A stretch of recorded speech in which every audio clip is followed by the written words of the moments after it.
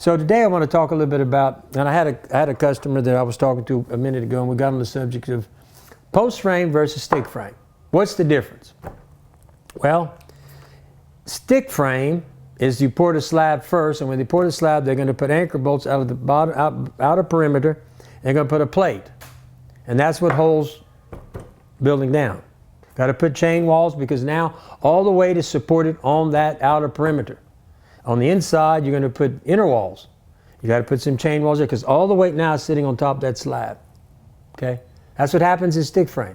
The problem with stick frame, in my opinion, when Rita hit Cameron Parish, all the houses, what surprised everybody was all the slabs were clean as this, clean as this desk. And what nobody could figure out is where was the anchor bolts? Well, what happened after 30-something years, the anchor bolts had rusted. So when the water hit from the storm, it just pushed the buildings off the slabs. Because understand, the only thing holding that house down is the anchor bolts. And those anchor bolts, when they rust out after 10, 15, 20, 30 years, there's nothing, just the weight sitting on the slab. There's nothing holding it. They're just going to break right off. That's stick frame. Post frame, and you know, you got to pour the concrete first, so when it's winter time, it's hard to pour slabs because it's hard to get your pad compacted and all these things.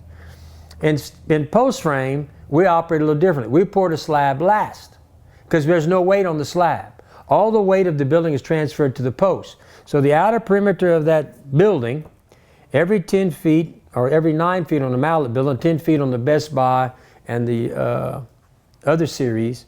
But anyway, the posts are anchored 3 feet in the ground, inside of a post protector. Okay?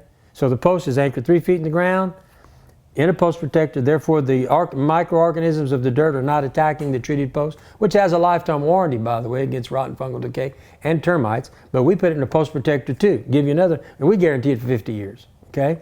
So the posts are in the ground every 3 feet. So there's two types of winds you need to concern yourself with in construction. Headwind, uplift. Okay? So what happens in headwind in post frame construction, as the building is hit with the wind, all these posts are working in concert. You'd have to shear them all simultaneously because they're all anchored 3 feet in the ground. Stick frame, I'm just sitting on top of the slab. I just got to push you over. Okay? Uplift. We transfer, when we pour the slab, after we build a building, all the posts are anchored in, we put a engineered graph of cables, aircraft cables, a grid, and then we attach that to all the posts. Then I pour all the way to the concrete on top of those cables. So what happens, I took the dead weight of the slab and transferred it to the outer perimeter of the building with all these cables. So if uplift would occur, it's got to lift that whole slab up. And if that happens, you don't want to be around. And it's highly unlikely.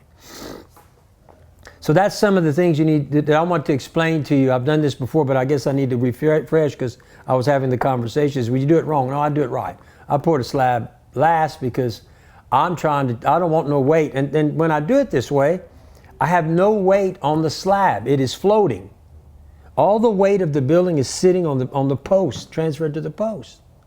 Whereas in stick frame, it's sitting on the slab, all the weight. Okay? So anyway, wanted to explain that to you. If you have any questions, always feel free to call me at 337-515-2154, or you can call the office at 337-214-0428. Always remember we have a referral program.